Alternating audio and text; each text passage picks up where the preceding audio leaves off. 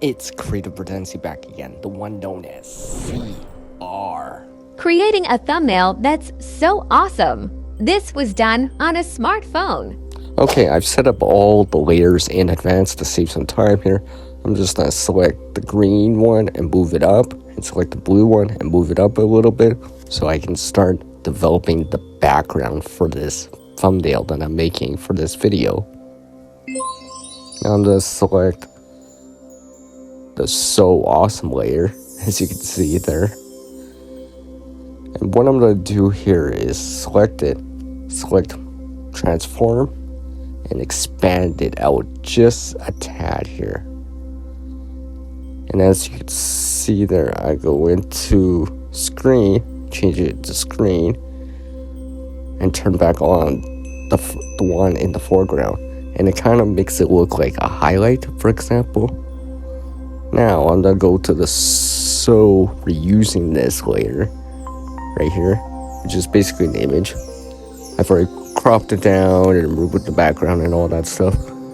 Now I'm just rearranging it and just resizing it and transforming it. Yeah, about right there seems about right. And what I'll do here is move it up so it's in the foreground above the layers of the picture. Just rearrange it here. Yeah, that seems about good, I think. Now what I'm going to do here is select the CR layer here and transform it. Oh, but I selected the wrong layer, so I'll have to undo that and select the CR layer, hit transform again, and we'll do it again here and kind of transform that. So kind of like resizing it, just squeezing it down there. And I was thinking, where should I put this? I'm like, oh wait, I know where I'll put this. I'll put it and move it to this top left hand corner. Let's zoom in there. Let's put it in there. I was just trying to size it in there. I was trying to squeeze in that CR so it's just the edges are touching the edge of the thumbnail. Right about there seems pretty good. I think what I had to do was just move it over just a tad here. And hopefully this will work with the rounded corners in some of the thumbnails, for example. And next here, I'm going to select both and show the recycling logos here. Basically what I did was move the blue one so it overlaps the green one. Exactly. I'll select the green one right here. And go to transform. Just expand it just a tad there. Almost like an outline, so to speak. Pun intended.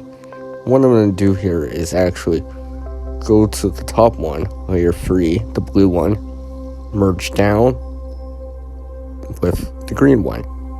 And what I'm going to do here is select move and move it over here to the top right hand corner more, to the right side. And what I'm going to do here is hit transform and just kind of resize it down so it's beside the W and hopefully into that blue spot. Right about there. I had to move it a little bit more. I had to zoom out a little bit. It wasn't quite there yet, so what I had to do was just figure it out. I had to go back to transform and change the size so a little bit smaller. Almost there, about right there. Yeah, that seems about right. What I'm going to do here is go down to the bottom on the layers, select the blue, and merge it down with the green. Then eventually merge that down with the dark layer right there. And obviously this auto backup and auto save stuff pops on screen and stuff like that. Next here on this, select brush tool and blur And basically those lines right there, your gradient lines, or the differences, I'm just gonna blur them. So it's kind of more gradual than gradient versus being a hard gradient or a hard line in there. I'm just kind of blurring it. And next here, I'm gonna select the smudge tool here and kind of make some lines in there.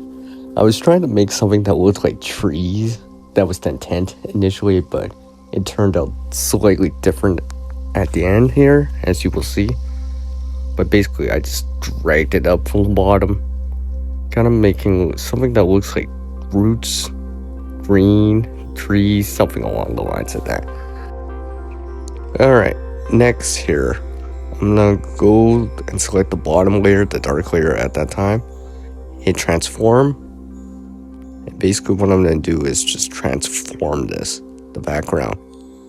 It's the only layer selected right now. And basically, I was trying to rearrange this. I was just figuring out, I'm like, where's a good spot so it doesn't interfere with the foreground too much, but just enough so it's not just a plain white background, so to speak.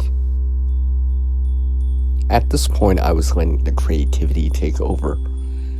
I'm still getting used to this app. I mean, I've used stuff like GIMP, Paint.net, Photopea, for example.